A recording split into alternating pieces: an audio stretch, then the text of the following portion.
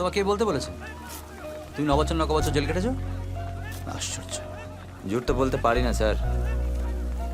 শোনো, একটা কাজ আছে কেয়ারটেকারের আমার এক বন্ধুর বাড়িতে।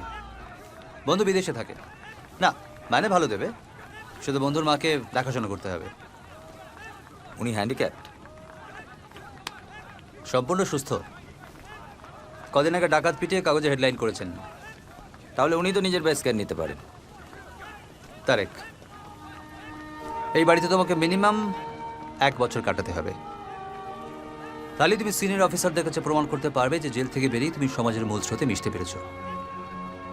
জাস্ট 1 বছর এই বাড়িতে থাকতে হবে তোমায়। নো কমপ্লেন, সৎভাবে, অ্যান্ড কোনো ক্রিমিনাল কেস ছাড়া।